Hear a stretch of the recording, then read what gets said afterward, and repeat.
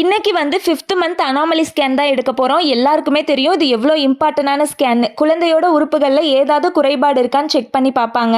ரொம்ப பயமா தான் இருந்துச்சு. பட் என்டி ஸ்கேன்ல பண்ண மாதிரி இந்த பேபி எதுவும் பண்ணக்கூடாதுன்னு வேண்டிட்டே இருந்தேன். பட் என்ன பண்ணக்கூடாதுன்னு நினைச்சனோ அதை கரெக்டா பண்ணிடுச்சு. எப்பவும் போல காலையில சீக்கிரமாவே ஹாஸ்பிட்டல் போயிட்டு ஓபி போட்டுட்டு குடுகுடுன்னு டாக்டரை பார்க்க ஓடியாச்சு. டாக்டர் போனோன்னு செக் பண்ணி பார்த்துட்டு 20 வீக்ஸ் 3 days ஆகுதுமா, தாராளமா அனாமலி ஸ்கேன் எடுத்துக்கலாம்னு சொல்லிட்டு எழுதி கொடுத்தாங்க. அதை வாங்கிட்டு ஸ்கேன் சென்டர் போய் ஸ்கேன் எடுக்கவும் ஸ்டார்ட் பண்ணியாச்சு. இது வந்து 5th மந்த் ஸ்கேன்னால பேபியோட எல்லா பார்ட்ஸையுமே அக்யூரேட்டா பார்ப்பாங்க. ஃபர்ஸ்ட் போனோன்னு பேபியோட ஃப்ரண்ட் சைடு எடுத்து முடிச்சிட்டாங்க. அதுக்கப்புறம் பேபி திரும்பினாதான் முதுகு தண்டுவடத்தை எடுக்க முடியும். நாங்க வந்து காலையில 9:30க்கு ஸ்கேன் எடுக்க போனோம். பட் 3:30 வரையும் பேபி திரும்பி முதுக காட்டவே இல்லை. நானும் ஸ்வீட் சாப்பிடுறேன், வாக்கிங் போறேன், டாக்டர் சொன்னது எல்லாமே பண்ணேன். பட் பேபி முதுக காட்டல. கடைசியா வந்து என்ன ஒன் சைடா படுக்க வச்சு லைட்டா எடுத்துட்டாரு. அதுக்கப்புறம் அந்த டாக்டர் என்ன சொன்னாருன்னா, நான் எடுத்துட்டேன், கரெக்டா தான் இருக்கு, இருந்தாலும் எனக்கு திருப்தியா இல்லம்மா, நீங்க நெக்ஸ்ட் வீக் இன்னொரு டைம் வாங்க, நான் ஸ்பைனை மட்டும் உங்களுக்கு எடுத்து தரேன் அப்படின்னு சொல்லிட்டாரு. இப்போ நெக்ஸ்ட் வீக் நான் மறுபடியும் போகணும். பட் இந்த சண்டே நான் ஊருக்கு போகணும். என்ன பண்ண போறேன்னு தெரியல. மற்ற பார்ட்ஸ் எல்லாமே டாக்டர் கிட்ட போய் காமிச்சேன், ஆல் குட்னு சொல்லிட்டாங்க.